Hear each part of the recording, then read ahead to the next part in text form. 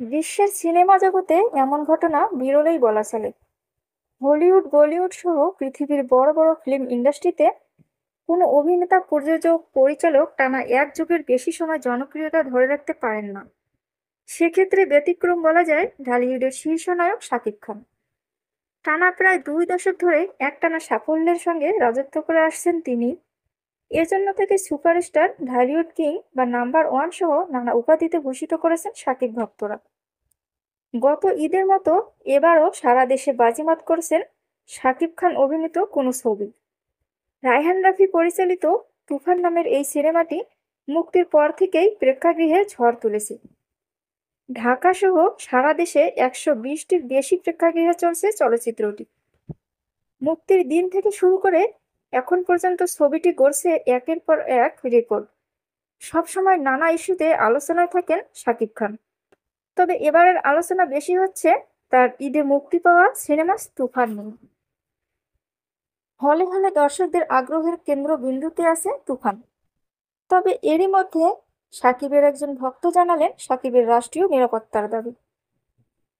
শনিবার রাজধানীর বসুন্ধরা সিটির স্টার সিনেপ্লেক্সে দেশের বিভিন্ন প্রান্ত থেকে আসা সাকিব ভক্তরা এ দাবি তোলেন।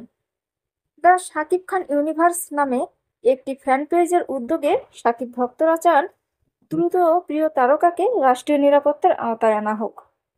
এ সময় তারা বলেন, সম্প্রতি তাবিজ ফারুক নামে এক শিল্পী অনলাইনে একটি ভিডিওতে বলেছেন সাকিবের স্টারডমে অনেক আর্টিস্ট অকেজো হয়ে পড়েছেন। বেশিরভাগ শিল্পীই তার স্টারডমে জ্বলে। এ প্রতিহিংসার কারণে যে কোনো সময় সাকিবকে মেরে ফেলতে পারেন প্রতিহিংসা পরায়ণরা। সাকিবের স্টারডমের হিংসায় অনেকেই সমালোচনা করেন নায়কের। সাকিবের অভিনয় দক্ষতা কম বলেন। এর প্রতিবাদ জানিয়ে ভক্তরা বলেন, শুরু থেকেই নায়কের অভিনয় দক্ষতা ছিল, শুধু কিছু নিম্ন স্তরের পরিচালকের কারণে অভিনয় দক্ষতা অনেক সিনেমায় সাকিব দেখাতে পারেননি।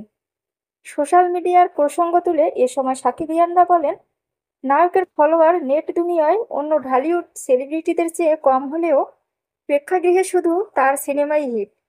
এতেই তার জনপ্রিয়তা প্রমাণ হয়। ভক্তরা প্রশ্ন তুলে বলেন, ক্যারিয়ারের শীর্ষ সময় পার করছেন সাকিব, তাই সাকিবের আরও বেছে বেছে কাজ করা উচিত। সবশেষে ভক্তরা বলেন, সাকিবের উচিত রাষ্ট্রের কাছে দ্রুত নিরাপত্তা প্রোটোকলের আবেদন করা। সাকিব ঢালিউডের রাষ্ট্রীয় সম্পদ, তার ক্ষতি মানেই ঢালিউড ইন্ডাস্ট্রির ক্ষতি।